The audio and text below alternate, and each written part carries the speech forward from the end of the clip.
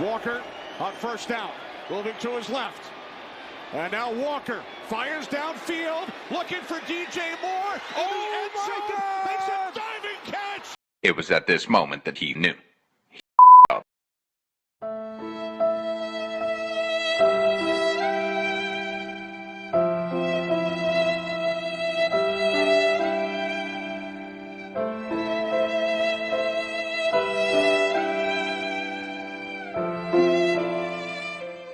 While Sunday's game may have been a somber event for DJ Moore and Panthers fans, it certainly was, what's the right word here? I guess I could pick any adjective and it'd be right at this point. It certainly was a learning experience for the Atlanta Falcons. In a competitive back-and-forth game, the Atlanta Falcons pulled out a 37-34 victory over their division rival Carolina Panthers to become the NFC South division leaders at a measly 4-4. Let's recap the game before discussing the long-term goals and effects of this game. If you were to only look at the Falcons' offense this game, you would think they destroyed the Panthers. The Falcons scored 37 points, the most of the season for them, and a large percentage came due to QB play.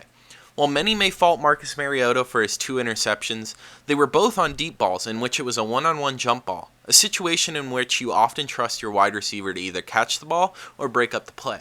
While the first interception was a slightly misplaced ball as he threw it to the back shoulder when the safety was covering deep, the second ball was actually a great throw while getting hit. Mariota had a pretty good game, posting a QBR of 75.4 and a rating of 105.2, both being in the top 25 percentile in that stat. He also had one of the biggest plays of the game, posting a 30-yard run on a 3rd and short which seemed destined for failure, and allowed for Younghoe Koo's game-winning field goal. Mariota has bought himself a couple more games of insured starts with his past couple of 3-touchdown performances. Next thing would be the run game. Honestly, the run game was just okay. Long runs inflated the average yards per carry, with that stat ending at 4.5 yards per carry. While that number is okay, it would be closer to 4 if you took away the 2 large runs the Falcons had, which is honestly not great, as the league average yards per carry last season was around 4.3. The most notable thing may be that Caleb Huntley, the undrafted rookie free agent, got more carries than Tyler Algier, and was far more effective in his touches. This is both inspiring and disappointing, as Huntley looks like a steal and Algier seems to not have been worth his draft capital. The offensive line created decent room for runners and only allowed 2 sacks against the greatest strength of the Panthers, which is their D-line. The last piece of the offense is, of course, the receiving game. Kyle Pitts had a resurgence, Damiere Byrd made a huge play on a 47-yard touchdown, and Drake London was frankly not targeted enough. While London is not the best route runner, I would have loved to see him down the field more, especially on those 2 Mariota interceptions, as, at his core, London is a one-on-one jump ball type player. So how did the Falcons almost lose this game? Well, simply put, their defense. The defense was horrible. While Steve Wilks, the new interim head coach for the Panthers, has had them playing better since taking over, the Panthers' offense should never, ever be putting up 34 points in a game. P.J. Walker, a former XFL QB, led the Panthers to what should have been a victory.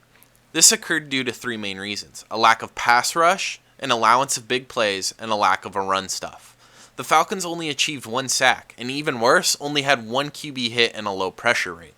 Having 1 QB hit in an entire game against a very lackluster O-line at that is extremely disappointing, especially when Dean Pease, our defensive coordinator, is known for his exotic blitz pack. Furthermore, the Falcons were susceptible to multiple large plays, the most obvious being DJ Moore's 62-yard catch to tie the game with less than 20 seconds left. While our top 3 corners were out, there is absolutely no reason receivers should be getting behind the deepest safety. Finally, the lack of presence up the middle, besides Grady Jarrett, has shown recently that the run will be effective against us, as the Panthers achieved 4.7 yards per carry. Now, the most obvious thing. While I believe the Falcons deserve to win the game, they also likely shouldn't have. DJ Moore's touchdown seemed to guarantee a Falcons loss, until the kicker missed the extra point and a 33-yard field goal in overtime.